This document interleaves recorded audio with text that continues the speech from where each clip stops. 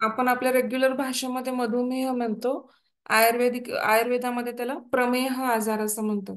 कष्टसाध्य आजार असं म्हणतात. कष्टसाध्य का? तर खूप प्रयत्नांनी बरा होतो किंवा कष्टांनी बरा होतो म्हणून कष्टसाध्य आजार असं म्हणले त्याला. आयुर्वेदामध्ये प्रमेह नाव आहे आणि आपण रेग्युलर भाषेमध्ये, बोली भाषेमध्ये, मराठीमध्ये त्याला मधुमेह म्हणतो. इंग्लिशमध्ये आपण डायबिटीस म्हणतो. आता त्याच्यात किती टाईपचे डायबिटीस असतात? तर आपल्याला त्यांनी काय दिले की 4 टाइप्स ऑफ डायबिटीस असतात. किती? 4 प्रकारचे मधुमेह किंवा प्रमेह असतात. तर एक काय आहे की टाईप 1 डायबिटीस. तो काय असतो की इन्शुलिनवर आधारित किंवा इन्शुलिन डिपेंडंट मधुमेह असतो किंवा इन्शुलिन आधारित मधुमेह. टाईप 2 डायबिटीस मध्ये काय असतं की नॉन इन्शुलिन डिपेंडंट डायबिटीस, म्हणजे जो इन्शुलिनवर आधारित नाही. नंतर जेस्टेशनल डायबिटीस मेलेटिस म्हणजे काय की जो जन्मापासून आजार असतो की म्हणजे मूळतः जन्मताच बाळाला काय होतं की कंजनायटल किंवा आईच्या पोटात, जेस्टेशनल म्हणजे काय, आईच्या पोटात असतानाचा काळ, तर तेव्हापासूनच त्याला काय होतो की हा मधुमेहाचा किंवा प्रमेहाचा आजार होतो. आणि फोर्थ म्हणजे काय की प्री डायबेटिक म्हणजे काय की डायबिटीसच्या अवस्था, आधीची अवस्था. म्हणजे आपण काय करतो की HbA1c म्हणून एक टेस्ट असते. तर ती काय करतो की आपण ती ग्लुकोज टॉलरन्स टेस्ट असते ऍक्च्युली. तर ती HbA1c टेस्ट करतो आणि त्याच्यानुसार तो नॉर्मल किती असते ती, तर 5 ते 7च्या मध्ये असते नॉर्मली, किंवा 5 ते 6च्या मध्येच असते, 5 ते 6.5 किंवा 6च्या मध्ये. जर तुमचं त्याच्यानंतर काय होतं की 5 नंतर वाढायला लागलं की 6कडे जायला लागला तो आकडा HbA1c तर तुम्ही प्री डायबेटिक किंवा डायबिटीस होण्याची शक्यता आहे. ह्याच्यामध्ये तुम्ही येता. म्हणजे तुमचा HbA1c तो काय केला पाहिजे, तुम्ही 5च्या खाली आणला पाहिजे, म्हणजे 4, 4.5, 5. 5च्या पुढे किंवा 6च्या मध्ये तो आणला नाही पाहिजे, कारण तो आम्ही हळूहळू पुढे जाऊन तुम्हाला डायबिटीस होणार किंवा तुम्ही प्री डायबेटिक आहात, ही त्याची काय आहे, सुरुवात आहे किंवा त्याची लक्षणे आहेत असं म्हणलं जातं. आता हे आपण डायबिटीसचे 4 प्रकार पाहिले. हम्म. तर आता डायबिटीस मेलायटिस मध्ये काय म्हणजे काय आहे नक्की, हा आजार म्हणजे काय आहे, हा कसा आजार आहे, तुम्ही आताच सांगितलं की कष्टसाध्य आजार आहे. हे एक गंभीर आजार आहे आणि तो कसा असतो, जीर्ण, म्हणजे खूप दिवस कंटिन्युअसली आपल्या बरोबर राहतो. क्रॉनिक डिसऑर्डर म्हणजे काय, तर जीर्ण आजार आहे. आणि तो आपल्या कशाला अफेक्ट करतो, तर तो आपल्या चयापचय, जे पिष्टमय पदार्थांचं चयापचय होतं, त्या पिष्टमय पदार्थांच्या चयापचय क्रियेला तो काय करतो, अडथळा आणतो. हम्म. नंतर काय होतं की आपल्याला सगळ्यात मोठा सोर्स काय आहे एनर्जीचा, तर पिष्टमय पदार्थ, किंवा आपण पिष्टमय पदार्थातलं काय, ग्लुकोज, किंवा आपण ज्याला ग्लुकोज म्हणतो की त्या ग्लुकोजमुळे काय, आता हे डायरेक्ट ग्लुकोज मराठीत लिहिलं तरी चालतं, तर इंग्लिशमध्ये तर आहे तसं ग्लुकोज दिलं तरी चालेल. काय आहे हा ग्लुकोज? हा आपल्याला सगळ्यात ऊर्जा देणारा, सगळ्यात मोठा काय आहे, शरीराला ऊर्जा देणारा सगळ्यात मोठा प्रथम किंवा प्रायमरी सोर्स आहे. आणि तो कशातून ट्रान्सपोर्ट होतो ग्लुकोज, तर ते ऍक्च्युली ग्लायकोजनचं ग्लुकोजमध्ये रूपांतर आधी लिव्हरमध्ये साठवलेलं असतं, त्याचं ग्लायकोजचं ग्लुकोजमध्ये रूपांतर होतं आणि ते रक्तातून काय होतं की सगळ्या आपल्या पेशींना काय होतं की मिळतं. आणि हे सगळं जे पेशींनी घ्यायचं किंवा नाही घ्यायचं, हे सगळं कंट्रोल कोण करतं, तर आपल्या शरीरातील पॅनक्रियाज मधनं, म्हणजे स्वादुपिंडात, हे सॉरी, स्वादुपिंडातून स्त्रवणारा हार्मोन आहे इन्शुलिन म्हणून. तर त्या इन्शुलिन एन्झाईममुळे किंवा इन्शुलिन हार्मोनमुळे त्याचा कंट्रोल किंवा त्याच्यावरती कंट्रोल ठेवला जातो. आता तो कसा कंट्रोल करता जातो, तर इथं मी तुम्हाला सांगितलं की इन्शुलिन कुठून स्त्रवतं, तर पॅनक्रियाज मध्ये ज्या, किंवा स्वादुपिंड, मराठीत पॅनक्रियाजला काय म्हणतात की स्वादुपिंड. आणि स्वादुपिंडामध्ये काय असतात की बीटा सेल्स असतात आणि त्या बीटा सेल्स मध्ये हा इन्शुलिन काय होतो, तयार होतो, सिक्रिट होतो, किंवा त्यांना सेल्स ऑफ लँगरहॅन्स पण असं म्हणतात. आणि त्याच्यातून काय होतं की इन्शुलिन स्त्रवतो आणि तो काय करतो की सगळ्या शरीरामध्ये जेव्हा आपण जेवतो तेव्हा ते इन्शुलिन स्त्रवतं आणि त्याचं काय होतं की त्या साखरेचं रूपांतर काय करतो आपण एनर्जीसाठी इन्शुलिनद्वारे करतो. मग जर तुमच्याकडे ह्या हार्मोनचं प्रमाण, इन्शुलिनचंच प्रमाण कमी आहे, किंवा जरी समजा इन्शुलिनचं प्रमाण आहे परंतु ते इन्शुलिन सेलकडून किंवा ह्याच्यातून काय केलं जात नाही, वापरलं जात नाही, किंवा तर किंवा ग्लुकोजच सेलमध्ये एंटर होत नाही. कारण अशा वेळेस काय होतं की हायपोग्लायसेमिया होऊ शकतो, किंवा कधी कधी ब्लड मध्ये शुगर दिसते. म्हणजे आपल्याला हायपोग्लायसेमिया होतो सेलला, पण रक्तामध्ये शुगर चेक केली तर शुगर मात्र रक्तामध्ये असते, आणि त्याला हायपरग्लायसेमिया आपण असं म्हणतो रक्तामध्ये. तर पण ती शुगर ब्लडमध्ये असून पण आपल्याला सेल वापरू शकत नाहीत. मग त्यामुळे काय होते की अडचण होते. आता इथं तुम्ही डायग्राम पाहू शकता की हाऊ इन्शुलिन वर्क्स. हे ग्लुकोजचे मॉलिक्युल दाखवलेत, मी कर्सर दाखवलंय तिथं. हा इन्शुलिन दाखवलाय. Glucose outside of the cells, म्हणजे आता सेल आहे आणि सेलच्या भोवतीने काय झालंय, ग्लुकोज जमा झाले. म्हणजे आता ही सेल आहे बघा, ही बॉडी सेल आहे, तिचं हे न्यूक्लियस आहे, आणि ग्लुकोजची काय आहे इथं चॅनल्स आहेत, आणि हे याच्या भोवतीने पसरलेत, आणि हे इन्शुलिन रिसेप्टर असतात इथं. मग जेव्हा इन्शुलिन रिसेप्टर ओपन्स होतात, हे इन्शुलिन रिसेप्टर्स किंवा हे, तेव्हा काय होतं की ओपन ग्लुकोज चॅनल, म्हणजे ग्लुकोज स्वीकारलं जातं, नाहीतर काय होत नाही, स्वीकारलं ज- जात नाही. Glucose enters cell through glucose channel. या ग्लुकोज चॅनल मधून काय होतं की इन्शुलिन किंवा हे ग्लुकोज काय करतं, ग्लुकोज एंटर करतं, पण हे इन्शुलिन रिसेप्टर जे काय आहे तिथं चिटकून बसतं हे ग्लुकोज, आणि सेलच्या ओपनिंग नंतरच ते काय घेतलं जातं इनसाइड ऑफ द सेल. पण ते थोडक्यात काय करतं, तर इन्शुलिन गार्ड सारखं काम करतं, ते ठरवतं की आतमध्ये घ्यायचं का नाही त्याला. हम्म तर हे सगळं इन्शुलिन वरती सगळ्या गोष्टी अवलंबून असतात. मग जर समजा इन्शुलिन भरपूर आहे, पण तुमचं शुगरच आतमध्ये सेलमध्ये घेतली जात नाहीये, तर अशा वेळेस ते टाईप 2 डायबिटीस असतो, आणि इन्शुलिनच कमी आहे आणि ते इन्शुलिनच काम करत नाही, अशा वेळेस टाईप 1 डायबिटीस असतो. आणि ज्युवेनाइल डायबिटीस तर की जेस्टेशनल, तो कंजेनायटलच असतो, तो आईच्या पोटात असल्यापासून असतो, तो आयुष्यभर राहतो. हम्म नंतर काय बघायचं आता, तर ह्या मधुमेह किंवा प्रमेहाचे लक्षणं, सिमटम्स म्हणजे काय, लक्षणं काय काय दिसतात.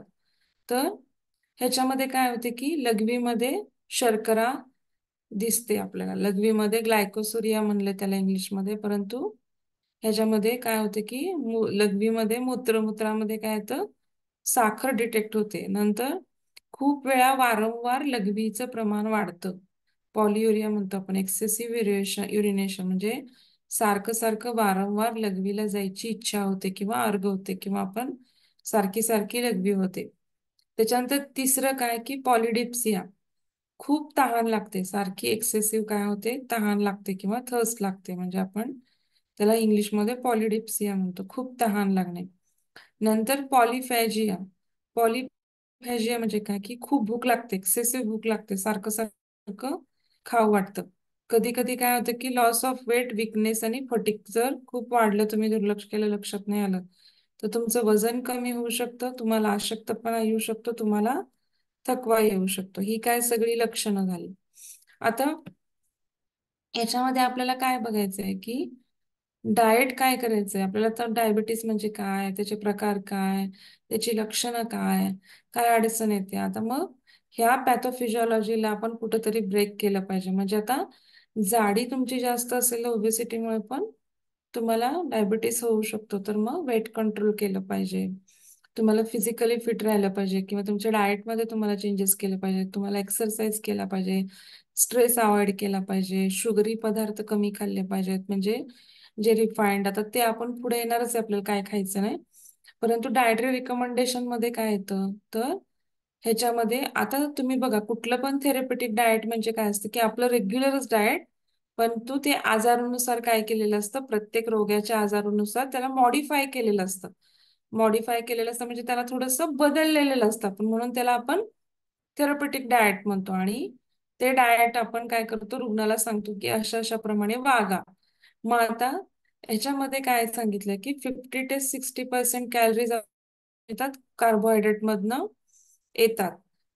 परंतु आपण इथे काय करायचंय आपल्याला की कॉम्प्लेक्स कार्बोहायड्रेट वापरायचे. कॉम्प्लेक्स कार्बोहायड्रेट वापरलं तर काय होतं की तुम्ही सिंपल कार्बोहायड्रेट वापरले, म्हणजे रिफाईंड तेल, मैदा, गहू, तर ते काय होतं की रिफाईंड गोष्टी, म्हणजे मैदा, रवा, डायरेक्ट केक, नंतर सगळे मिल्कशेक्स किंवा फळांच्या शुगर, तर ते काय होतं, आपोआपच काय होतं की डायरेक्ट शुगर रक्तात मिसळते, आणि शुगरचा स्पाइक येतो एकदमच. आणि नंतर स्लो, तसं नाही व्हायला पाहिजे. तर शुगर कशी व्हायला पाहिजे की थोडी थोडी थोडी थोडी स्लोली रिलीज व्हायला पाहिजे. मग कॉम्प्लेक्स कार्बोहायड्रेटचा काय असतो की ग्लायसेमिक इंडेक्स काय असतो, कमी असतो. ग्लायसेमिक इंडेक्स कमी असतो म्हणजे काय करतात ते, हळूहळू साखर रिलीज करतात. मग कॉम्प्लेक्स कार्बोहायड्रेट मध्ये काय होतं, भात येत नाही. भात जर खायचा असेल तर त्याच्यामध्ये शक्यतो अवॉइड करायला सांगतो, कारण ते सिंपल कार्बोहायड्रेट. तर इथे आपलं ज्वारी, बाजरी, नाचणी, मका हे काय येतं की कॉम्प्लेक्स कार्बोहायड्रेट मध्ये येतं. किंवा डाळी, प्रोटीन आहे त्याच्यामध्ये, डाळीमध्ये प्रोटीन पण आहेत पण कार्बोहायड्रेट पण येतात. तर थोडं तर काय सांगितलं की म्हणजे कॉम्प्लेक्स कार्बोहायड्रेट घ्यायचे आपल्याला इथे. नंतर काय करायचं की 10 ते 20% फ्रॉम सिम्पल शुगर. म्हणजे सिम्पल शुगर म्हणजे मग तुम्ही डार्क चॉकलेट खाऊ शकता, हा, किंवा मग फळातली साखर खाऊ शकता सिंपल शुगर मध्ये. हा, आणि फॅट किती घ्यायचे आपल्याला, तर फक्त आपल्या ज्या टोटल कॅलरीज आहेत डेली आपल्या वेट नुसार दिलेल्या, तर त्या कॅलरीज मध्ये आपल्या एज नुसार, आपल्या वेट नुसार, आपल्या फिजिकल एक्सरसाइज नुसार, आपल्या लाईफस्टाईल नुसार आपल्याला काय दिलेलं असतं, कॅलरीज इनटेक दिलेला असतो डायटिशियननी. आणि त्याच्यामध्ये त्यांनी काय सांगितलं की 30% पेक्षा पण कमी टोटल कॅलरीच्या फॅट पाहिजे आपल्या जेवणामध्ये डेलीच्या. आणि 15 ते 20% हे काय पाहिजेत आपल्याला आपल्या कॅलरीच्या, काय पाहिजे की हे प्रोटीन्स पाहिजेत. म्हणजे थोडक्यात काय, 40 ते 50% काय व्हायला पाहिजे आपल्याला, आपण कॉम्प्लेक्स कार्बोहायड्रेट, 10 ते 20% आपल्याला सिंपल शुगर्स घेतल्या पाहिजेत. फॅटमध्ये 30% खाली कॅलरीज, म्हणजे 30% टोटल ह्याच्या कॅलरीच्या 30% कमी असलेलं फॅट घेतलं, म्हणजे 30% कमी फॅट घेतलं पाहिजे. आणि प्रोटीन पण किती घेतलं पाहिजे, एकंदर कॅलरीच्या 15 ते 20% प्रोटीन पासून आपल्याला एनर्जी मिळेल. आणि हाय फायबर डाएट घेतलं पाहिजे. पुढे आपल्याला कळेलच हाय फायबर डाएट का घ्यायचं. तर आता इथं त्यांनी काय सांगितलंय की आपल्याला फायबर युक्त म्हणजे तंतुमय पदार्थ जेवणामध्ये आपल्याला काय जास्त घ्यायच्यात की जास्त प्रमाणात घ्यायचे आहेत. ते काय करतात, तंतुमय पदार्थामुळे काय होतं की आपल्याला आपोआप तंतुमय पदार्थामुळे काय होते की शुगरची लेवल काय होते किंवा ग्लुकोजची लेवल कमी राखली जाते. हळूहळू पदार्थ स्त्रवतात हाय फायबर डाएट घेतल्यावरती. मग त्याच्यामुळे इन्शुलिनची गरज काय होते आपली कमी होते. आणि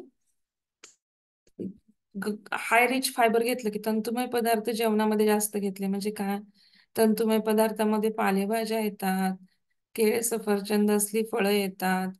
त्याच्यानंतर काय येतात, अजून पाणी भरपूर प्रमाणात पिलं पाहिजे. हा, तर फायबर मध्ये जे सगळे तंतुमय पदार्थ आहेत आपल्या शरीराला लागणारे, हम्म,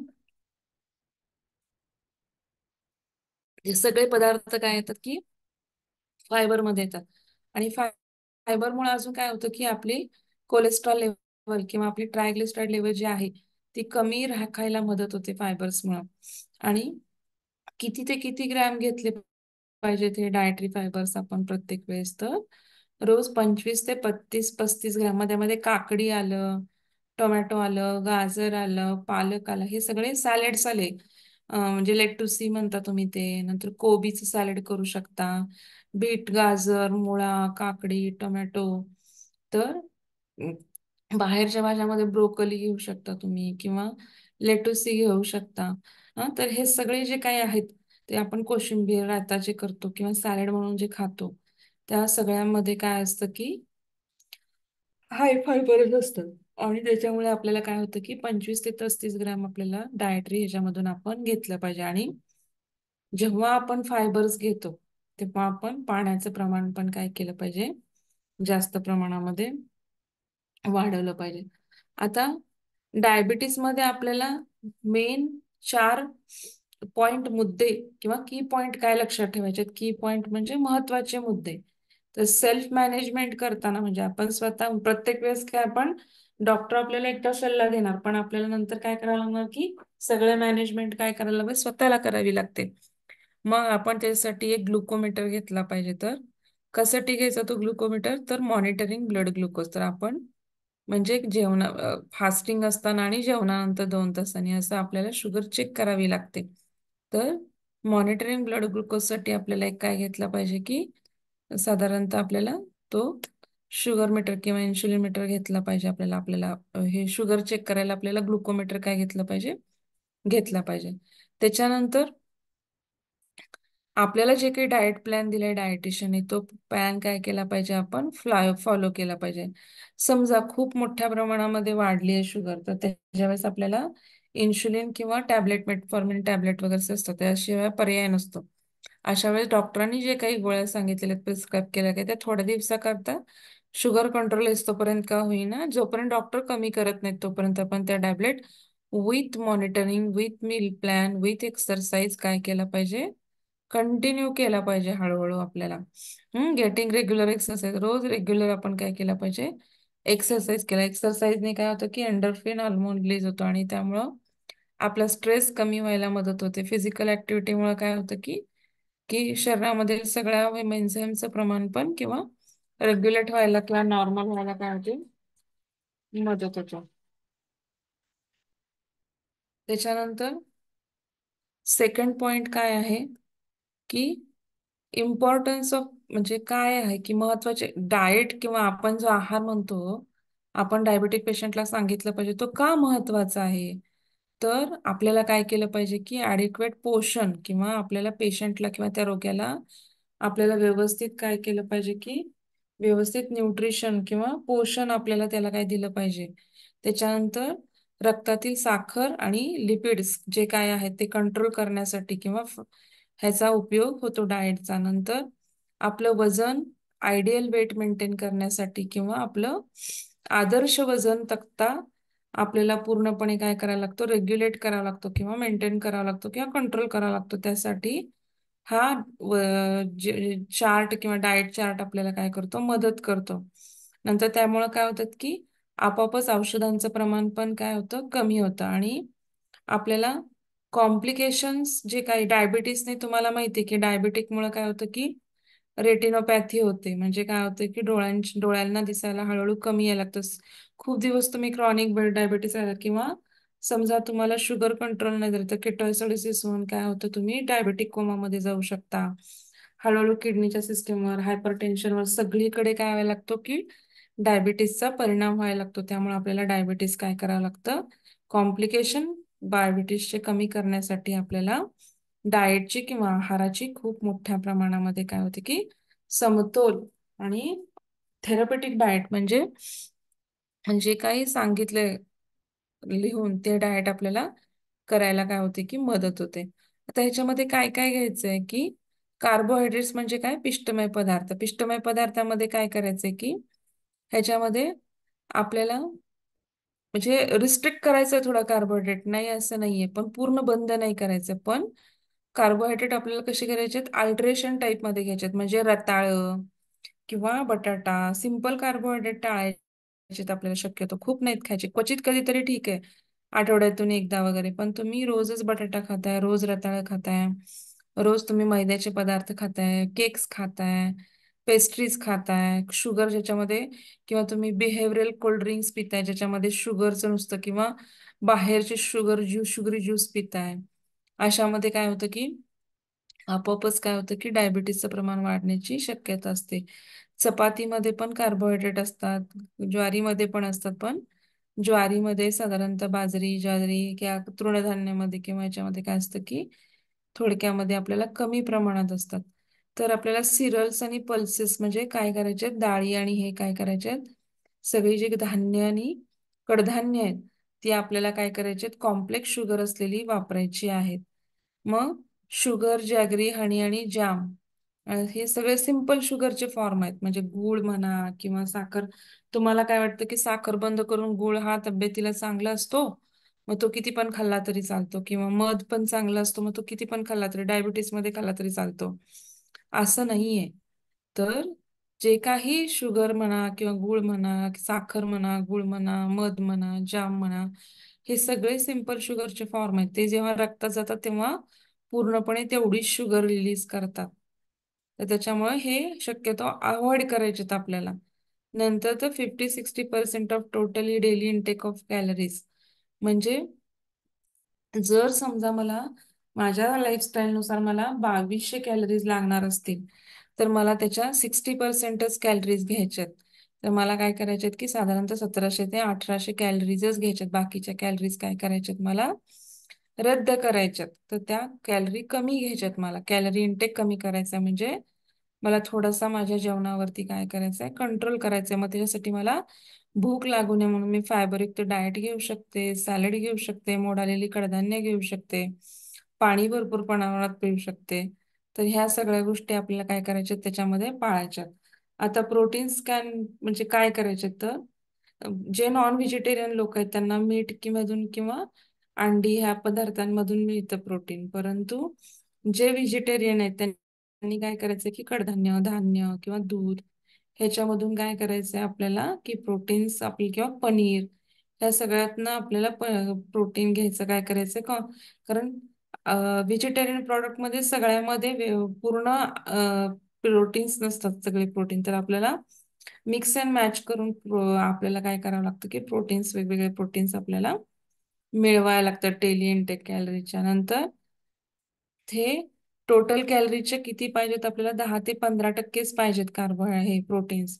कार्बोहायड्रेट मध्ये आपल्याला काय पाहिजे, 40 ते 50% कार्बोहायड्रेट आणि 10% आपल्याला सिंपल शुगर पाहिजे. म्हणजे ते टोटल 55 ते 60% पर्यंत जातं. आणि प्रोटीन किती पाहिजे जेवणामध्ये, 10 ते 15%. आता पुढचं आपल्याला काय करायचंय, फॅट्स. आता फॅट्स मध्ये पण काय करायचंय की जे काय आपल्याला फॅट्स घ्यायचे ते डायरेक्ट फॅट्स नाहीत घ्यायचे आपल्याला की खूप प्रमाणात. तर थोडेसे म्हणजे घ्यायचे आपल्याला, नाही असं नाही. तर कॉन्सन्ट्रेट जे फॉर्मची एनर्जी येतात ते घ्यायचे. म्हणजे आता 3 प्रकारचे फॅट असतात, सॅच्युरेटेड, मोनोसॅच्युरेटेड आणि पॉली अनसॅच्युरेटेड. तर आपल्याला काय करायचे आहेत की सॅच्युरेटेड जे फॅट आहेत म्हणजे कुठले कुठले, तर तूप, लोणी, कोकोनट ऑइल किंवा नारळाचं तेल, हे काय आपल्याला स्मॉल क्वांटिटीमध्ये घ्यायचंय. म्हणजे साधारणतः आपल्याला डेलीच्या जेवणामध्ये 4 ते 5 चमचेच तेल किंवा एखादा चमचा तूप आपण वापरू शकतो अख्ख्या जेवण. म्हणजे 20 ते 25% आपल्याला कॅलरी फक्त फॅट मधनं. मग जर तुम्ही खोबरं खाल्लं, ओलं खोबरं किंवा नारळ किंवा तुम्ही शेंगदाणे खाल्ले तर त्याच्यामधून पण तुम्हाला फॅट गेलं. तुम्ही पनीर खाल्लं तर त्यातून फॅट गेलं. मग अशा वेळेस तुम्हाला ऑइल्स आणि तुपाचं प्रमाण आपल्या जेवणातून पूर्णपणे कमी केलं पाहिजे. किंवा विदाऊट ऑइल किंवा विदाऊट घी किंवा विदाऊट हे आपल्याला काय केलं पाहिजे, भाज्या फोडणी घालत्या आल्या पाहिजेत. आता डायटरी फायबर मग अशीच बघितलं आपलं की सगळ्यात महत्वाची आहे ती की ह्याच्यामुळे काय होतं की आपल्याला स्लोली ग्लुकोज रिलीज करायला किंवा इन्शुलिनचं प्रमाण आपल्याला कमी, म्हणजे इन्शुलिन लेवल काय, इन्शुलिन जास्त प्रमाणात वापरलं जात नाही. म्हणून होल ग्रेन किंवा कोंडा असलेली कडधान्य, मग त्याच्यामध्ये नाचणी, ज्वारी, ओट्स, नंतर सगळे भाज्या, हिरव्या पालेभाज्या, हम्म हे काय करतात की आपल्याला ब्लड ग्लुकोज कमी करायला मदत करतात, कोलेस्ट्रॉल कमी करायला मदत करतात, कॉन्स्टिपेशन किंवा मलावष्टंभ कमी करायला मदत करतात. आणि त्याच्यामध्ये त्यांनी सांगितलं 25 ग्रॅम काय करायचे आपल्याला पर 100 कॅलरीच्या ऑप्टिमम 25 ग्रॅम काय करायचे आपल्याला डायटरी फायबर डेली घ्यायचे. मग आता ग्लायसेमिक इंडेक्स मी तुम्हाला सांगितलं मध्ये की समजा आपल्याला 3 प्रकारचे फूड्स असतात, एक तर लो ग्लायसेमिक इंडेक्स वाले, मीडियम ग्लायसेमिक आणि हाय ग्लायसेमिक इंडेक्स वाले. म्हणजे काय, तर जे पटकन जाऊन रक्तामध्ये शुगर निर्माण करतात, तर ते काय करतात, डायरेक्ट सिंपल शुगर निर्माण करतात, डायरेक्ट रक्तात मिसळते. एकदम हाय शुगर रिलीज करतात, ते काय हाय ग्लायसेमिक इंडेक्स वाले, ते 70 मध्ये येतात. जे थोडस मध्यम प्रमाणात शुगर रिलीज करतात ते 55 ते 69 मध्ये, ते मीडियम मध्ये आले. आणि लो म्हणजे अगदी 55च्या खाली हळूहळू हळूहळू शुगर रिलीज करतात, अगदी हळूवारपण येतं, ते लो ग्लायसेमिक इंडेक्स. आता हाय ग्लायसेमिक इंडेक्स मध्ये काय आले की बटाटा, नंतर पांढरा ब्रेड, इवन ब्राऊन ब्रेड पण ह्याच्यामध्ये येतो बरं का हाय ग्लायसेमिक इंडेक्स मध्ये. तुम्ही गव्हाचा ब्रेड जो खाता तो सुद्धा हाय ग्लायसेमिक इंडेक्स मध्ये येतो. नंतर सगळ्या शुगरी कॅन्डीज, म्हणजे तुम्ही लेमनची गोळी खाता, सगळे चॉकलेट, सगळे जाम, सगळे रिफाईंड फूड्स, म्हणजे सगळे सिंपल शुगर, सिंपल गुळ, हे सगळं, किंवा काय खडी साखर पण तुमची, हे सगळं काय येतं, किंवा तुम्ही खजूर खाता ते सुद्धा, हेचा जीआय का असतो 70 पेक्षा जास्त असतो. तर मीडियम जीआय मध्ये काय येतं, तर तांदूळ. पण तांदूळ मध्ये पण कसं की तांदूळ आणि डाळ जेव्हा तुम्ही मिक्स खाता खिचडी, तर त्याच्या वेळेसच तांदळाचा जीआय काय होतो की 55 ते 69च्या मध्ये जातो. ब्राऊन राईस, हा, तर हे सगळे काय आहेत, तर 55 ते 69, म्हणजे ह्यामध्ये ऊसाचा रस पण येतो 55 ते 69 मध्ये. नंतर 55 ते लेस काय म्हणजे 55 पेक्षा कमी असल्यामध्ये काय असतं की सगळी फळं, सगळ्या भाज्या, एक्सेप्ट पोटॅटो आणि वॉटरमेलन. वॉटरमेलन पेक्षा वॉटरमेलनचा पण जीआय मीडियम मध्ये येतो. नंतर सगळी पूर्ण कडधान्य कोंड्यासहित जी आपण पिठं घेतो धान्याची. नंतर सगळ्या प्रकारचे बीन्स, आपण काळा पावटा, हिरवा पावटा, लाल पावटा, नंतर घेवडा किंवा हे सगळे जे बीन्स आहेत किंवा आपला राजमा, छोले, हे सगळे, हे मूग, आपल्या उसळी किंवा लेंटेल, हे सगळे जे डाळी आहेत आपल्या सगळ्या, ह्या सगळ्या डाळी ह्या काय येतात कमी जीआय मध्ये किंवा लो ग्लायसेमिक इंडेक्स मध्ये येतात. तर शक्यतो आपल्याला डायबिटीस मध्ये काय करायचं की लो ग्लायसेमिक इंडेक्स असलेली सगळी फ्रुट्स आपल्याला किंवा सगळी फळं, सगळ्या भाज्या आपल्याला किंवा कार्बोहायड्रेट आपल्याला वापरायचे.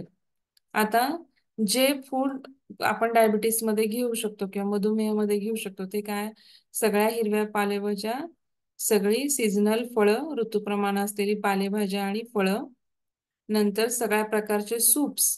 सूपमध्ये पण आपल्याला शुगर अवॉइड करायची आहे शक्यतो. आपण काय करतो, थोडंसं टोमॅटोच्या सूपमध्ये वगैरे आपण काय करतो की साखर किंवा स्वीटनर टाकायचा प्रयत्न करतो. नंतर स्किम मिल्क सगळे डायटरी प्रोडक्ट्स मध्ये चालतात आपल्याला. नंतर फळांमध्ये सगळे ऍपल, गवा, पियर, शक्यतो बनाना आपण खाऊ शकतो, पण बनानामध्ये पण सिंपल शुगर बरीच रिलीज होते किंवा चिक्कू. तर त्यामुळे शक्यतो अवॉइड करा म्हणतात, पण आठवड्यातून आपण एखादं अर्ध केळ किंवा एखादं केळ आपण खाऊ शकतो, नाही असं नाही. नॉन परमिटेबल मध्ये काय येतं, पूर्ण साखर, गूळ, मध, बटाटा, नंतर स्वीट पोटॅटो, बीट पण गोड असतं, तर पूर्ण बीट, आणि नंतर काय, पुढचं काय तर चॅनलाइज फूड किंवा प्रोसेस्ड फूड जे असतं, तळलेलं पदार्थ किंवा बाहेरचे कसे प्रोसेस्ड फूड मध्ये सगळे म्हणजे केक आले किंवा सगळे बेकरी प्रॉडक्ट्स आले त्याच्यामध्ये. हम्म तर हे सगळे आपल्याला काय करायचे, किंवा अल्कोहोल, टोबॅको, तंबाखू, ही सगळी व्यसनं आली, तर हे सगळं आपल्याला काय करायचं की पूर्णपणे काय करायचं आपल्याला अवॉइड करायचं किंवा आपल्याला काय करायचंय घ्यायचं नाही. आता आपल्याला पुढचं काय बघायचंय, तर आपल्याला पुढच्या मध्ये आता आपला डायबिटीस हा आजार संपला. तर म्हणजे डायबिटीस मध्ये डाएट आपण काय घ्यायचं, काय नाही घ्यायचं, कसा ठेवायचा आहार, डायबिटीस म्हणजे काय, हे आपण काय केलं सगळं पाहिलं. हा बऱ्यापैकी इम्पॉर्टंट क्वेश्चन आहे बरं का. त्याच्यावरती खूप वेळा प्रश्न आलाय, 10 मार्काला, 12 मार्काला.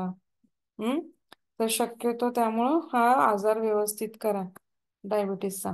आता पुढचं आपल्याला बघायचं की ऑस्टिओआर्थरायटिस मधला आहार, सॉरी ऑस्टिओआर्थरायटिस नाही, ऑस्टिओपोरोसिस. आता ऑस्टिओपोरोसिस म्हणजे आपल्याला काय आहे ते पहिल्यांदा बघायचंय. तर ऑस्टिओपोरोसिस मध्ये काय येतं पहिल्यांदा, तर ऑस्टिओपोरोसिस म्हणजे, तर काय होतं की ह्याच्यामध्ये जी आपली हाडांची सिस्टीम आहे, आपण त्यांना काय म्हणतो, स्केलेटल सिस्टीम म्हणतो आपण, किंवा तर हे त्याच्यामध्ये काय होतं की ह्याच्यामध्ये जे असतं की आपल्या बोनला एक मांस असतं, आपल्या हाडांना काय असतं एक प्रकारे मांस असतं. मांस म्हणजे त्याच्यामध्ये वजन असतं एक प्रकारचं, किंवा त्यांच्यामध्ये असं मायक्रो आतमध्ये आर्किटेक्चर किंवा असं एकमेकाला असे छिद्र सछिद्र जाळीचं एक काय असतं, एकमेकांना ते जाळींमध्ये कॅल्शियम डिपॉझिट होतं, फॉस्फरस डिपॉझिट, मिनरल डिपॉझिट होतात, आणि असं हाड किंवा एक प्रकारचा बोन बनतो. परंतु त्याच्यामध्ये काय होतं की ह्या आजारामध्ये ऑस्टिओआर्थरायटिस मध्ये काय होतं, तर सगळ्या बोनमध्ये आपलं नॉर्मली हेल्दी बोन कसा दाखवला इथं डायग्राम मध्ये बघा, तर याच्यामध्ये जाळी आहे, नाही असं नाहीये, पण ती जाळी कशी आहे, अगदी छोट्या प्रमाणात आहे, जवळ जवळ आहेत सगळे होल्स. पण ऑस्टिओपोरोसिस मध्ये काय होते की सछिद्र जाळी तयार होते. म्हणजे काय होते की पोरस बोन्स म्हणजे काय, सछिद्र हाडांची जाळी तयार होते, आणि त्यामुळे हाडं काय होतात की पूर्णपणे अशक्त होतात, किंवा ते पूर्ण अशक्त होतात, आणि काच कशी ठिसूळ असते त्याप्रमाणे ठिसूळ होऊन काय होतात, ब्रिटल म्हणजे ठिसूळ. तर हे ठिसूळ होऊन काय करू शकतात की थोडा जरी ताण आला किंवा बेंड झालं किंवा कुठं आपटलो आपण, किंवा तर असं काही करताना तर काय होतं की आपल्याला फ्रॅक्चर होण्याचे चान्सेस वाढतात. कारण का, तर बोनची डेन्सिटी काय होते की कमी होते. हे जे बोनची डेन्सिटी आहे, ही जाळी जी नॉर्मल जाळी आहे ती सछिद्र झाल्यामुळे बोनची डेन्सिटी किंवा घनता काय होते, कमी होते आणि बोन पोरस होतो, सच्छिद्र होतं आणि त्यामुळं लगेच तकलादू होतो, लवचिक होतो किंवा मोडण्याची शक्यता दाट होते आणि अशामुळं काय होतं की ऑस्टिओपोरोसिस किंवा आपल्याला किंवा हे आजार होऊ शकतो. आता ऑस्टिओपोरोसिस होण्याची कारणं काय आहेत तर अनुवंशागत पण कारण आहे. जेनेटिक्समध्ये अनुवंशमध्ये काय आहे तर एशियन लोकांमध्ये हे जास्त प्रमाणात आढळून येतं. जास्त प्रमाणात कोणाला आढळतं? महिलांमध्ये. आणि फॅमिली हिस्ट्री म्हणजे आपल्या घरी जर कोणाला पूर्वी असेल आजार तर आपल्याला व्हायची शक्यता खूप दाट असते. नंतर काय असतात की कसे असतात एकदम बारीक असतात, वजनाला काय असतात की एकदम बारीक असतात, ते हेल्दी नसतात वजनाने. त्याच्यानंतर सेकंड काय तर वयाचं पण महत्व आहे. म्हणजे काय समजा जेव्हा आपली पाळी जाते निघून जाते त्यावेळेस पण आपली हाडं काय व्हायला लागतात, ठिसूळ व्हायला लागतात. का तर सगळा शरीरातील हार्मोनचा इम्बॅलन्स झालेला असतो. पूर्वी मेन्स्ट्रुअल सायकलमध्ये प्रोजेस्टेरॉन आणि एस्ट्रोजनचं एक व्यवस्थित रेग्युलेट सायकल असतं, परंतु जेव्हा इस्ट्रोजन कमी व्हायला लागतं आणि प्रोजेस्टेरॉनचं प्रमाण वाढतं तेव्हा आपल्याला पाळी यायची काय होते, हळूहळू हळूहळू इस्ट्रोजनचं प्रमाण कमी होतं आणि प्रोजेस्टेरॉनचं प्रमाण वाढून आपली मेनोपॉजमध्ये काय होतं की इस्ट्रोजनचं प्रमाण पूर्णपणे कमी होतं आणि अशा वेळेस काय होतं की जे काही कॅल्शियम घ्यायला पाहिजे ऍब्झॉर्ब करून ते घेतलं जात नाही आणि मग आपले हाडं काय होतात, ठिसूळ होतात. नंतर पुरुषांच्या मध्ये टेस्टोस्टेरॉन हार्मोन जर कमी प्रमाणात असेल तरी हाडे ठिसूळ होतात आणि कॅल्सिटोनिन जे आहे त्याची लेवल डिक्रीज झाली तरी आपल्याला काय होतं की हे ऑस्टिओपोरोसिस होतं. आता ह्याच्यामध्ये हार्मोन्स सगळ्यात महत्वाचे आहेत. इस्ट्रोजिन, नंतर कॅल्सिटोनिन आणि टेस्टोस्टेरॉन ते काय करतात, बोन लॉसला इनिबिट करतात. परंतु जर हे ते जर व्यवस्थित प्रमाणात असतील तर ते काय करतात, बोनच्या डेन्सिटीला किंवा लॉसला इनिबिट करतात. पण हे जर कमी प्रमाणात असतं, इस्ट्रोजन कमी असतं, मेनोपॉज नंतर इस्ट्रोजन कमी होतं, टेस्टोस्टेरॉन पुरुषातला कमी झाला, कॅल्सिटोनिन जर कमी झालं तर काय होतं की आपला काय होतं की हाडांची लॉस व्हावं लागतं, की ठिसूळ होऊन हाडं तुटायला लागतात. तर त्यावेळेस आपल्याला जास्त काळजी घेतली पाहिजे मेनोपॉज इयरमध्ये किंवा काही इनकेस बाकीच्या गोष्टींमध्ये आपल्याला काही अडचण आहे, त्या आपण नीट लक्ष देऊन सगळ्या गोष्टी केल्या पाहिजेत. आता न्यूट्रिशनमध्ये आपल्याला काय करायचंय, पोषणमध्ये आपल्याला मेन काय कंट्रोल करायचंय किंवा काय पाहायचंय तर आपल्याला शक्यतो आपल्या न्यूट्रिशनमध्ये काय झालं असतं की कॅल्शियमचा इंटेक कमी झालेला असतो. तर इथं आपल्याला काय करायचंय, कॅल्शियमचा इंटेक काय करायचंय, वाढवायचंय. नंतर विटॅमिन D3 किंवा विटॅमिन D3 पण काय असतं ब्लडमधलं कमी असतं आणि मग त्याच्यावरती काय दाखवलं की मग आपल्याला विटॅमिनचा डीचा सप्लाय वाढवावा लागतो. नंतर हाय फॉस्फेट असलेले पदार्थ किंवा कार्बोनेटेड बेवरेज पण टाळायचे. नंतर कधी पण जेवायचं, कमी खायचं, इनएडिक्वेट कॅलरीज किंवा वजन कमी करायचं म्हणून कॅलरीज खूपच कमी करायच्या. अशा गोष्टींमुळे काय होतं की आपलं पोषण योग्य प्रमाणात होत नाही आणि मग आपल्याला आजार व्हायचे चान्सेस असतात. तर आता तुम्हाला माहिती आहे का की हाडं आपल्या शरीरामध्ये जे हाड आहे त्याच्यामध्ये कसं बनलेलं असतं, ते कोणत्या प्रमाणात आणि किती घटक असतात, तर त्याच्यामध्ये दोन प्रकारचे घेत असतात. एक तर 33% ऑर्गॅनिक घटक असतात आणि 67% काय असतात, इनऑर्गॅनिक असतात. आता ऑर्गॅनिक घटकांमध्ये काय येतं 33%मध्ये तर 26% काय असतात की 26.9 काय असतं, कोलॅजेन असतं आणि 56% किंवा 56 काय असतं तर हे प्रोटीन असतं. हा हे दिसतं तुम्हाला इथं 5% नॉन कोलॅजियस प्रोटीन, 28% कोलॅजिन, हे काय असतं ऑर्गॅनिक मध्ये असतं. आणि इनऑर्गॅनिक मध्ये काय असतं तर हा हायड्रॉक्झी पॅलाइट, हे काय असतं की द्रव्य असतं, हे बोनचं कॉम्पोजिशन आहे.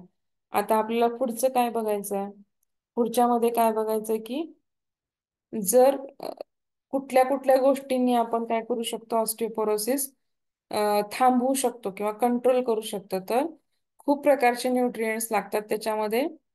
आपण काय करू शकतो की हळूहळू थोड्यामध्ये सुधारणा करू शकतो. तर त्याच्यामध्ये काय तर पॉझिटिव्ह आणि निगेटिव्ह दोन्ही इम्पॅक्ट होतात हेल्थवरती. जे काय तर पण ते कंट्रोल करण्यासाठी आपण काय केलं पाहिजे तर कॅल्शियमचा इंटेक सगळ्यात महत्वाचं काय तर बाहेरून एक्सटर्नली सप्लिमेंटरी कॅल्शियम घेतलं पाहिजे. जर सप्लिमेंटरी कॅल्शियम घेणं पण खूपच वीक असेल तर त्याच्यासाठी काय केलं पाहिजे तर पूर्णपणे आपल्याला लगेचच अं, जे काही नॉर्मल ग्रोथसाठी आपल्याला रिक्वायर आहे डेव्हलपमेंटसाठी हाडांच्या मेनोपॉज नंतर पण आपण काय करू शकतो कॅल्शियमचा डोस वापरू शकतो किंवा लहान मुलं जे ग्रोथ एज मध्ये त्यांना आपण कॅल्शियम देऊ शकतो किंवा प्रेग्नन्सी मध्ये ज्या बायका आहेत त्याच्या त्यांची आपली काय किंवा लॅक्टेशन मध्ये त्यांची कॅल्शियमची रिक्वायरमेंट वाढलेली असते. अशा वेळेस आपल्याला काय करायचं असतं की साधारणतः कॅल्शियम आपल्याला द्यायचं असतं. तर आपली बॉडी किती करते तर 1200 ग्रॅम आपलं कॅल्शियम कंटेंट करते. त्यातलं 99% कशात पाठवतं हे फाउंड होतं तर आपल्याला टिश्यूमध्ये म्हणजे कशा कशा तर कुठल्या कुठल्या टिश्यूमध्ये तर बोन म्हणजे हाडं आपली दात हम्म आणि काही ठिकाणी कॅल्शियमचे आपले सॉल्ट्स प्रेझेंट असतात.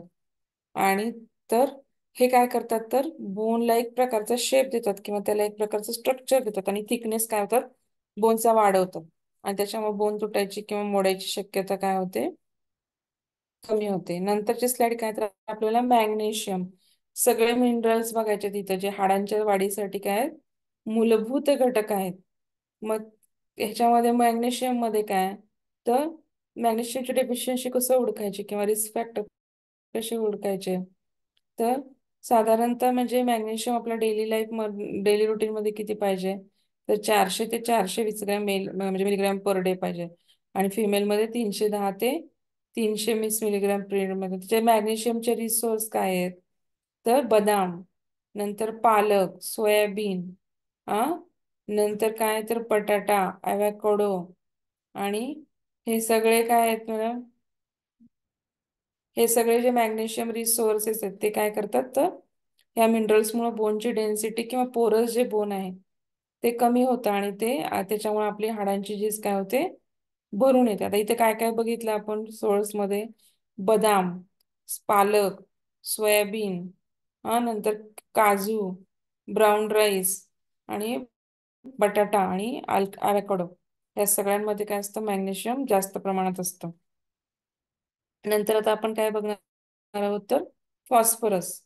आता फॉस्फरस मध्ये काय बघणार आहोत आपण तर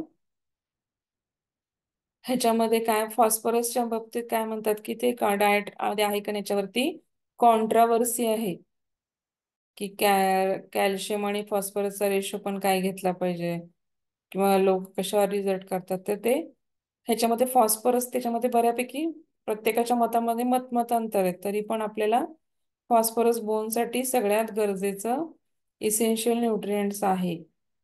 पण एक्सेसिव्ह अमाऊंटमध्ये जर घेतलं तर आपलं काय होतं की आपोआपच कॅल्शियमचं कंजप्शन कमी होतं. त्यामुळं जेवढं लागणार आहे तेवढं नॉर्मल रेंजमध्येच आपल्याला फॉस्फरस पण घेतलं पाहिजे. नंतर सोडियम म्हणजे आपण जे मीठ खातो सोडियम क्लोराईड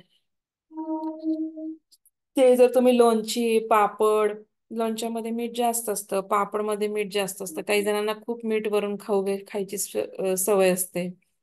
तर तसं न खाल्लं पाहिजे कारण का जर तुम्ही खूप प्रमाणामध्ये जर सोडियम घेतलं 2400 मिलीग्रॅम पर डे सांगितलंय पण त्याच्यापेक्षा पण जास्त जर तुम्ही सोडियम खाल्लं तर त्याच्यामुळं काय होतं की तुम्हाला लघवीमधून किंवा आपण जे हे म्हणतात ना कॅल्शियम काय होतं निघून जातं आणि त्याला कॅल्क्युरियम असं म्हणतात.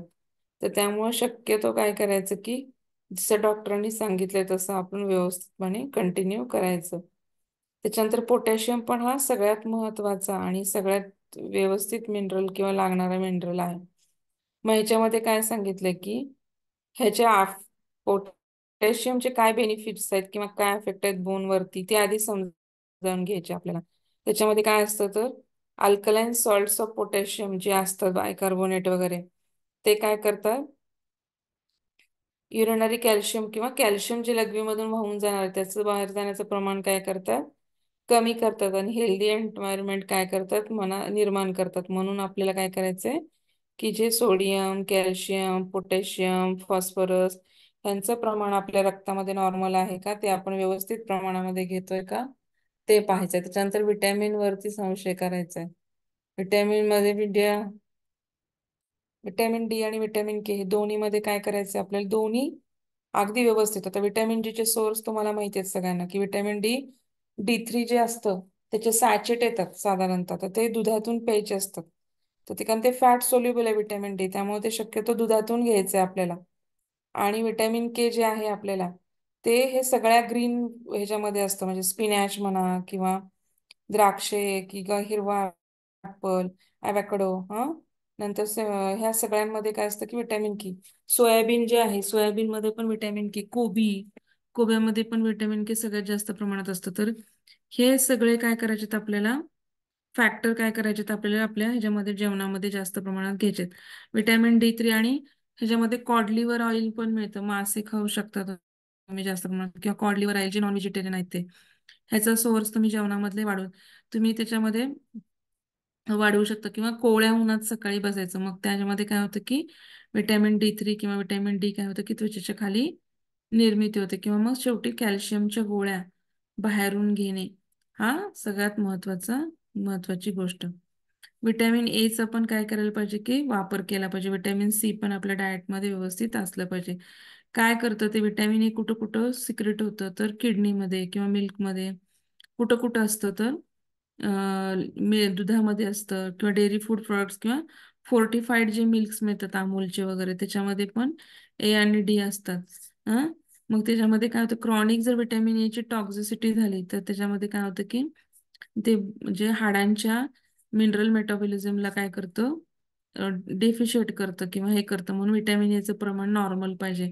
मग त्याच्यामध्ये जे जे काही पिवळे पदार्थ, पपया आला, मासे आले, गाजर आलं, ब्रोकोली आली, हे सगळे विटॅमिनचे रिसोर्स, जेवढी जेवढी पिवळी फळं, आंबा, तर ऑरेंज किंवा संत्री, ह्या सगळ्यांमध्ये काय असतं की असतं विटॅमिन ए.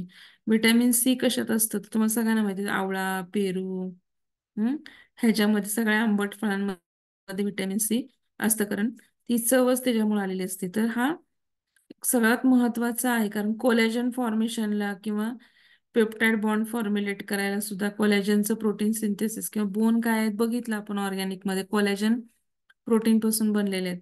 तर ते विटॅमिन सी मुळे काय होतं की ते मेंटेन होणं किंवा प्रिझर्व होणं, किंवा कोलॅजन परत रिझर्व, किंवा त्याच्यामध्ये समजा झीज झाली असेल तर ती भरून निघणं, ह्या सगळ्या गोष्टी आपल्याला काय करतात, विटॅमिन सी ने आपल्याला मिळतात. तर आता आपण कुठले कुठले 2 डिसीजेस बघितले तर ऑस्टिओआर्थरायटिस, आणि आपण दुसरा डिसीज कोणता बघितला तर सॉरी ऑस्टिओपोरोसिस, आणि दुसरा डिसीज बघितला आपण डायबिटीस मेलायटस. तर हे 2 डिसीज आपण काय बघितले, तर ह्याच्यामध्ये काय डाएट आहे बघितलं. तर आता तिसरा डिसीज बघायचा आहे आपल्याला. तर तिसरा डिसीज कोणता आहे आपल्या सिलेबसमध्ये तर आर्थरायटिस. आता आर्थरायटिस तुम्हाला सगळ्यांना माहिती आहे की आर्थरायटिस म्हणजे सांधेदुखी. मराठीमध्ये आपण काय म्हणतो की अं, हे आर्थरायटिस म्हणजे काय तर सांधेदुखी आपण असं म्हणतो. मग आता आर्थरायटिस मध्ये आपल्याला काय असतं की तुम्हाला सगळ्यांना लक्षणं माहिती आहेत आर्थरायटिस मध्ये काय काय दिसतं तर बऱ्याच प्रकारचे आर्थरायटिस असतात वेगवेगळे, म्हणजे रुमॅटॉइड आर्थरायटिस असतो, किंवा जनरलाइज आर्थरायटिस असतो, किंवा ऑस्टिओआर्थरायटिस असतो. तर आर्थरायटिसचे पण काय आहेत की वेगवेगळे प्रकार आहेत. परंतु आपण फक्त आता आर्थरायटिस म्हणजे इथं काय, म्हणजे आर्थरायटिस म्हणजे आधी काय आपण पाहू. आर्थरायटिस कुठल्याही शब्दाला ITS शब्द आला तर त्याचा अर्थ काय असतो की इन्फ्लामेशन किंवा सूज, असा काय असतो त्याचा अर्थ असतो. आता इन्फ्लामेशन किंवा सूज म्हणजे काय, तर तिथं इन्फ्लामेशन असणे म्हणजे काय असणे, सूज असणे. तर आर्थरायटिस मध्ये काय असतं की सांध्यांच्या वरती, एक किंवा अनेक सांध्यांच्या वरती काय येते की सूज येते, आणि सूज आल्यामुळे हळूहळू काय होतं की आपल्याला एक प्रकारचा सांध्यांमध्ये स्टिफनेस येतो, ताठरपणा येतो, किंवा पेन म्हणजे वेदना होतात. आणि त्यामुळे काय होतं की एज वाईज किंवा आपलं वय वाढतं तसं ते अजूनच वर्स होत जातात किंवा कठीण होत जातात. त्या आजाराला आपण काय म्हणतो की सांधेदुखीचा त्रास किंवा आर्थरायटिस असं म्हणतो. ज्या आजारांमध्ये सूज येते पहिल्यांदा आणि नंतर सांधा ताठर आणि वेदनायुक्त होतो, आणि आपल्या वयोमाना परत ती सूज किंवा तो दुखावा वाढतच जातो, अशा आजाराला आपण काय म्हणायचंय, सांधेदुखी असं म्हणायचंय. आता त्याच्यामध्ये बरेच 100 टाइप्स आहेत जवळजवळ आर्थरायटिसचे, परंतु आर्थरायटिस मध्ये मेन काय होतं तर प्रत्येक सांध्यांना किंवा सांधे जे त्याचे तर सांधे आहेत किंवा त्या सगळ्या सांध्यांना काय होतं की किंवा त्याच्या जवळभोवतच्या स्नायूंना किंवा ऊतींना काय होतं की जखम किंवा दुखावा होतो. हम्म त्याला आपण काय म्हणतो की आर्थरायटिस म्हणतो. आता तुम्हाला माहिती आहे की जॉईंट म्हणलं की काय काय आलं तिथं, तर तिथं आधी पहिल्यांदा हाडं आली जॉईंटला, नंतर तिथं कार्टिलेज असतं मध्ये. आता तुम्ही नी जॉईंट बघा, हे बघा, सगळीकडे कार्टिलेज आहेत मध्ये की फ्रिक्शन होऊ नये म्हणून किंवा अवॉइड व्हावं किंवा नंतर काय होतं की सॉफ्ट टिश्यूज पण असतात तिथं. हम्म आणि तर त्यामुळे काय असतं की तिथं थोडक्यामध्ये सगळ्या प्रकारचं कार्टिलेज डिस्ट्रीब्युशन असतं, सॉफ्ट टिश्यू असतात, बोन असतो.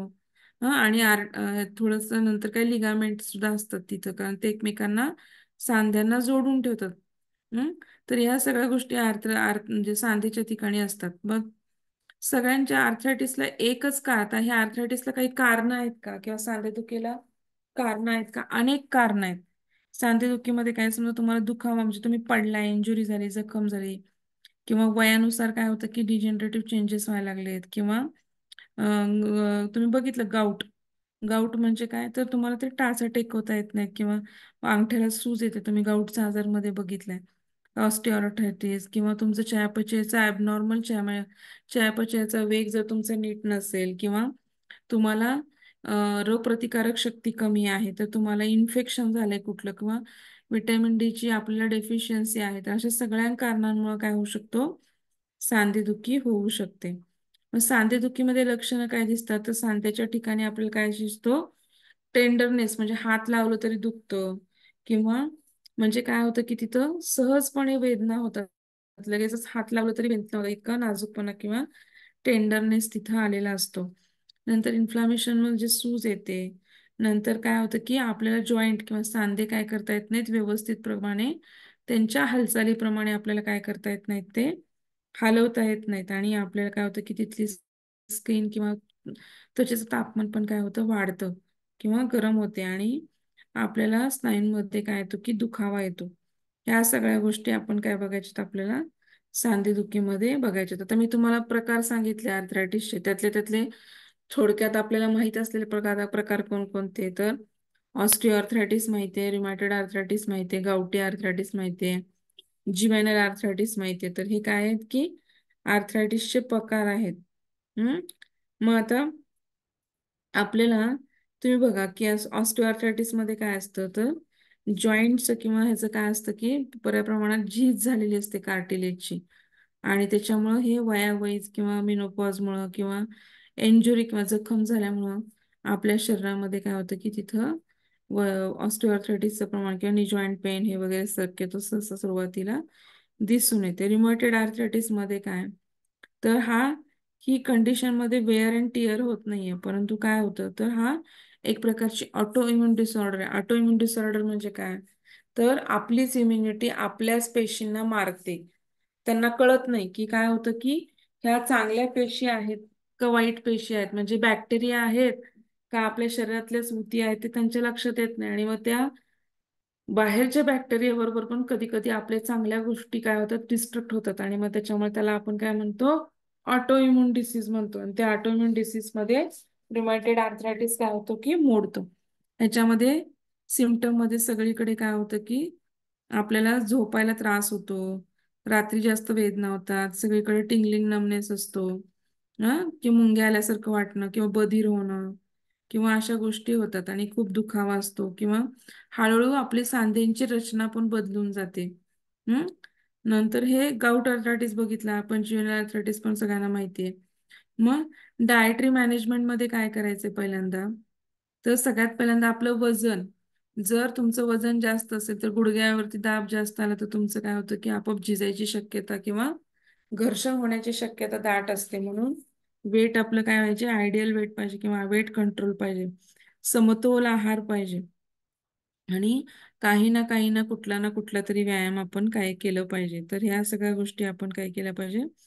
नंतर आपल्याला आर्थरायटिस मध्ये काही ठराविक फूड मदत करणार आहे, तर त्या फूड मध्ये आपण काय काय घेऊ शकतो, तर तर विटॅमिन आणि काय करायचे, आपल्याला न्यूट्रिएंट्स घ्यायचे. ते कशासाठी, तर आपल्याला आपोआपच काय होतं की पोषण झालं, न्यूट्रिशन झालं, तर आपल्या शरीरातील पेशी काय करायला लागतील, चांगल्या पद्धतीने काम करायला लागतील.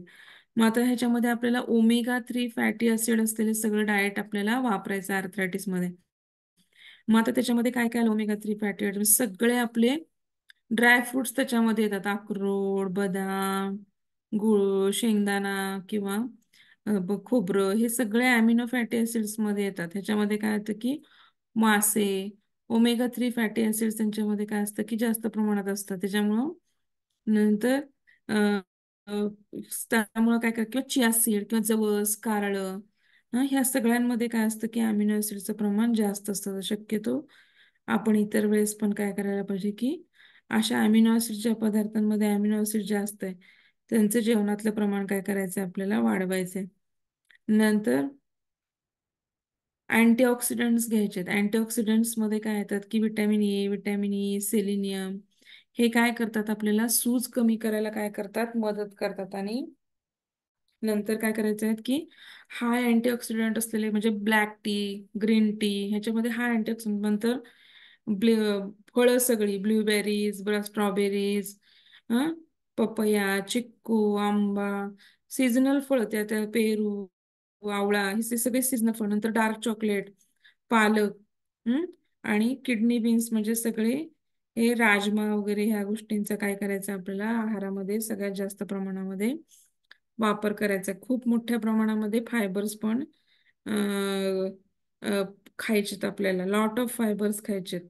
खूप मोठ्या प्रमाणात आपल्याला काय करायचं, स्वतःयुक्त पदार्थांचा आपल्या आहारामध्ये समावेश करायचा. मग त्याच्यामध्ये काय येणार, होल ग्रेन येणार, म्हणजे पूर्ण सालीसहित धान्य किंवा फळभाज्या येणार. फळ फळ सगळी पालेभाज्या, फळभाज्या, हे फळे, हे सगळं काय येणार त्याच्यामध्ये येणार. त्याच्यानंतर आपल्याला काय करायचं आहे की ज्या फूड्समध्ये फ्लेवानॉइड नावाचा कंटेंट आहे तो काय करतो, इन्फ्लॅमेशन कमी करायला मदत करतो.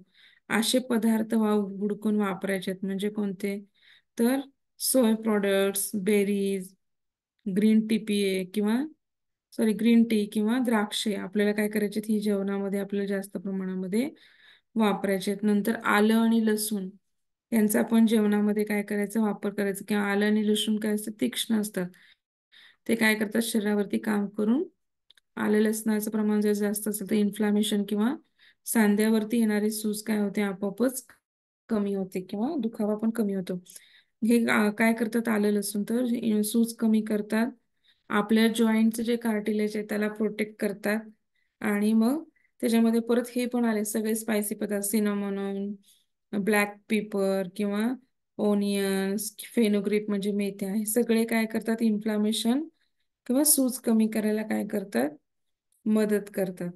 आणि आपल्याला सगळ्यात मुख्यपणे काय फोकस करायचं आहे, तर प्लेंटी ऑफ फ्रुट्स आणि व्हेजिटेबल खायचे.